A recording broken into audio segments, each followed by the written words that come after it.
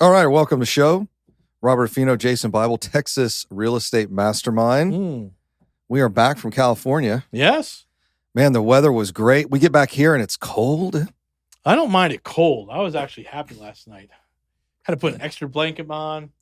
We still don't allow the dog on the bed. Yeah, I never did that either. Yeah. I'm not a big dog on the bed guy. No. So he's like looking and I'm like, too bad, buddy. I'll get you a towel. Yeah, we'll just throw something over you. Yep. It'll be fine. It's a dog. Good sushi. Oh, the sushi was ridiculous. Oh my God, crazy. This is, we call it Home Depot sushi because it's in the parking lot of a Home Depot and it's all you can eat. Our tab was $75. Yeah. I think that included tip. Yes, it did. It was absolutely spectacular. The sushi there is amazing in Southern California. I've been to all the best sushi places in town. Well, send him the pictures.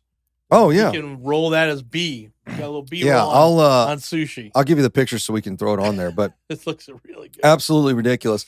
I have been to all the best sushi places here in Houston. There's 3 that are amazing, and you don't walk out of there for 2 under $300. Yeah, and it's just as good. Let me put it this way: I'm comparing the best sushi places here to a random sushi joint we found in LA. Mm-hmm. And the random place is phenomenal. Now, I'm supposed to be back in November, and I'm supposed to be back in February. I'm going to go for my birthday to Newport Beach. And I was chatting with David, and David told me there is a place in, where is it? It's not in Soho. Anyways, he told me there's a place. It's this really boutique place. Mm-hmm. They have 3 seatings a day, and it has seating for 8. Nice. And they do 15 courses with pairings. So it's like one little piece, right? Mm-hmm. But we're going to do that. I'm sure that's going to be incredible. But anyway, so the sushi was fantastic. And the chicken place. Chicken place was ridiculous. So I expected a chicken place like this here or Atlanta or St. Louis, like real like fried soul food kind of places. Mm-hmm. And then we hit this place where it was a bed of fries. Now, mind you, on takeout, it takes up one of the entire styrofoam things. It's about the size of your laptop. So it's a styrofoam container, and it starts with fries, then cut up fried chicken fingers. Yep. Mm-hmm. And then on top of that, they put mac and cheese. Yes. And then they throw in like a little hot spice. Like a little, it's not even a buffalo. I guess it's kind of what it is. It's kind of like that. Yeah. So Mama's, mac, whatever cheese, it is. Chicken and fries. It is absolutely ridiculous. We had it twice. Really good. Yeah, we had it twice. Twice when we were there. That's why I had a fast yesterday. So much. And then I had to go to Texas Day, Brazil with a buddy of mine. So I'm like, got to power through it. You were working it, yeah. Yeah, I got to power through it. And then Christina had, at first I thought she was kidding. She was being serious. She's like, did you lose weight while you were in LA? I'm like, I don't know how. If I did, I mean, it doesn't make any sense. But anyway, had a great time in LA. Bringing on some new Mastermind folks. So that'll be a lot of fun. But somebody reminded me of this story. And he said, hey, Jason, would you do syndications or can you teach syndications? It was all that kind of syndication talk. And I said, here's what you got to recognize for syndication. So we've got a maximum of 5 syndications. We've closed one because we sold all the assets. Mm-hmm.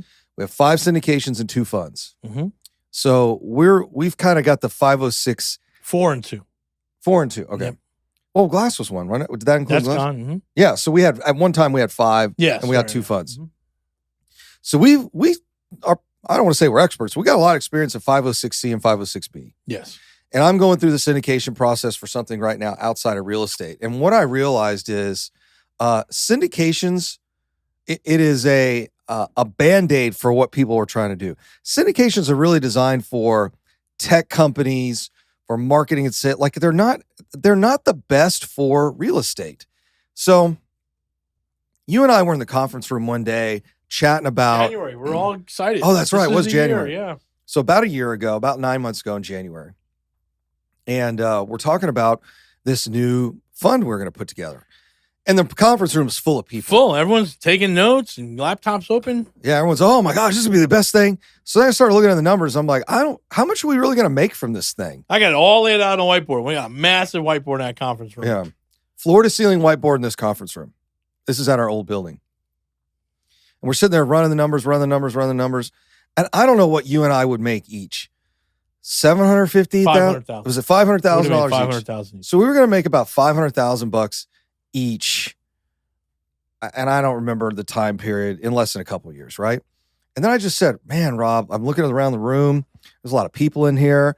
Syndications and funds require a lot of reporting requirements. So we have to have an investor relations team. And then we have the regulatory stuff. And then the insurance on these things are ridiculously expensive. Anyway, so I said, why don't we just, you just want to make 500 grand, right? And you're like, yeah. Yeah, let's go. Let's go. Let's make 500 grand. Yeah. I'm like, why don't we just buy 5 houses? Because here's what I figured out. As long as I've been doing this, if you hold on to these properties, some it'll take 3 years, some it'll take 7. Mm-hmm. But you'll make, over that some period of time, you'll make about 100 grand a house. Yes. So I'm like, if you want to make $500,000 in a couple of years, just buy 5 houses. Yes. And you stopped. You were real loud going around the room. And then all of a sudden you stopped, got quiet for a second. And then everybody got quiet. It's like mom and dad are fighting at the dinner table. Like, everyone's like, what is going on? And then all of a sudden you go, all right, I guess that's it. You started erasing stuff off the board. And then everyone's freaking out. Like, does that mean we have a job? And you're like, nope. Nope, we're done. We're done here. This whole thing's over. That was it. And then I went out and I bought 9 doors. Yeah, then just went out and started buying some stuff. And so there we go. Everyone's like, so I always go back to this where it's like, I want to make $1 million a year. Great. You should have bought 10 homes 3 years ago. Yeah. I want to make $1 million a year. Okay, fine. Buy 10 houses this year. Buy 10 next year. Year 3, sell the 10 you bought in year 1. Buy 10 more. Pocket $500 to $1 million, and just do that over and over again. It's just 10 houses a year. Yep. Not that hard. No, well, I got those 9 doors in that little honey hole, and the numbers are ridiculous. Yeah. From 1 year already. Mm-hmm. It's just absolutely crazy. It's like, man, it's like 600,000 right there I just made. Yeah. So I did it in 18 months. By the time I get the refis and get all the appraisals in, we'll see what that looks like. But yeah. Yeah. Did it with private money, a little bit of our hard money, some national hard money, got it out there. I got 3 getting in refi right now. I've got 2 that are rented, and I got 4 under construction, 2 actively under construction today. Yep. So I guess what we're trying to say is there's a simple way to do this stuff, right? We have this ability to sort of make things really complicated for ourselves very often. And we were there this weekend in LA, and there were some good folks there. And, we had some points of view that were, a little contrary to us. And we don't mind being challenged because we'll challenge you. Yeah. Right? One guy, anyway, we'll go into that story. But it's like, hey, I've got, we had someone, we thought that person was going to come in, and we're like, okay, this is great. And it was like, hey, I still have to go through the classes I have over here. And I'm like, this isn't a class. Yeah, this is a learn by doing. Yeah. There's no final exam. There's no certification. There's not in fact, you know what? I'll tell you what the final exam is. Here's what I'll tell you what the final exam is, how we do real estate. Did you accomplish your goals? Right. And the problem is it's really easy to sit there and pass the test or pass the quiz and feel good for a day or two. But what did it get you in the end? I will tell you that I'm an excellent test taker. Yeah. If all you had to do is pass a test to be a brain surgeon, I'd be a brain surgeon. Yeah. I know how to study for a test. Right. Yeah.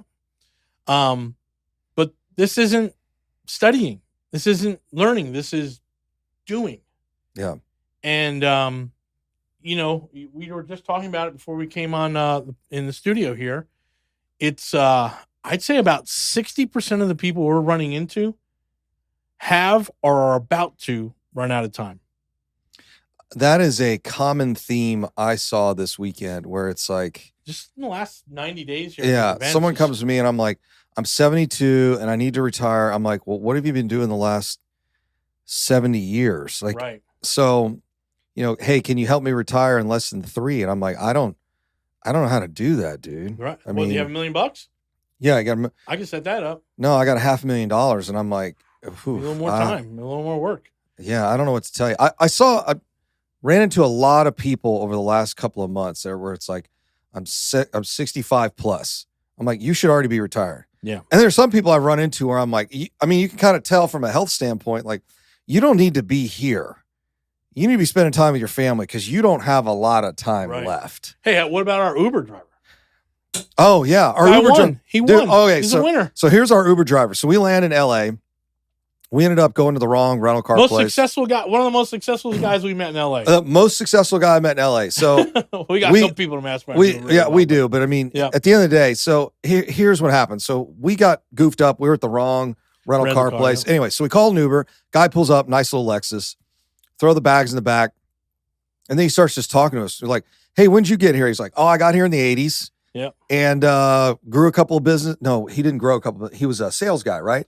So he's like, I was a sales guy for a couple of businesses, made some decent money, put 3 kids through college, went through a divorce, and now I got a house on the beach, and it's me and my dog. Right. And we were like, okay. And so we're like, so what do you drive Uber for? He goes, man, I play a skins game every day of the week. Every Friday. Every Friday. That's right. Yeah. He goes, I play golf a lot, but he's like, I play a skins game, means he's playing for money. So I play a skins game on Friday, and this is my gambling money. Yeah. He's like, I'm too cheap to go into my retirement account for gambling, so I drive Uber. Yeah. So he's like, I drive Uber he's a couple days a week. So, and I can tell you what our fare was. I'm like, this is a serious skins game. Yeah. I'll just say that. This is But he also said, hey man, all along the way I bought and sold a couple houses out here. I flipped 1 or 2. I'm like, Of course you did. Yep. Of course you did. So he's got, he's like, I got 100-pound golden retriever. Yes. I got my house on the beach. On the beach, yep. And it was about an hour and a half so north of. It lives out there by LA. Mark Hamill. Yeah, Luke Skywalker. Yeah. So Skywalker. Luke Skywalker lives out there. That's funny. On the beach, yeah. So he's out there on the beach with his dog and playing golf a couple days a week, and then playing for money on Fridays. Staying busy, right? That's it.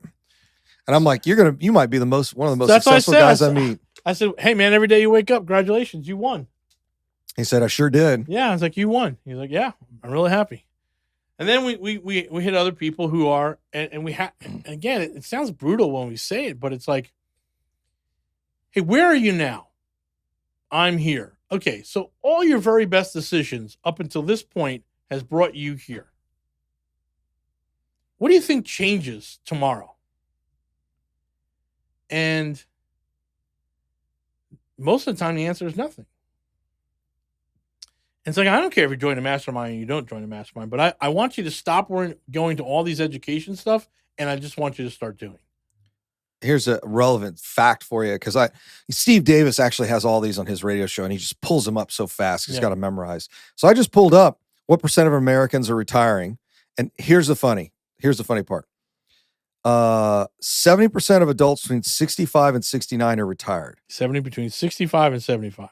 65 and 79 are retired. Okay, yeah. So meaning 70% of adults in that retirement age are retired. And you're like, oh, wow, okay, so they must have some money, they're doing well. Then you go down here, this pops up. I'm using the new Google AI thing, which is kind of cool. So it kind of infers some things. It pulls up other searches. So here's one of the questions that people ask. What % of Americans retire with $1 million? 10%. How the hell do you retire without having $1 million? Right. I mean, that is cat food retirement, right? Right. You're sitting on a porch in West Virginia. Yeah, that Ohio, is wild. Right? It's not good. What percentage of Americans have money to retire? Okay, here we go. And so we just asked the question. It's like, hey, what changes tomorrow? And it's like, well, I got more of this to do. I got more of this to do. And usually the answer is nothing changes, right? Mm-hmm. And then they never come back to our orbit, right? Because that fear of embarrassment, we talk about that a lot. And I'm telling you, don't be embarrassed. Come back in 90 days. If nothing has changed, then let's get going here. Let's figure a couple things out.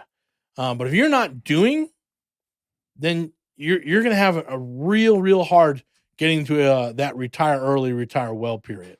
Yeah. What % of Americans have 5 million in retirement? 0.1%.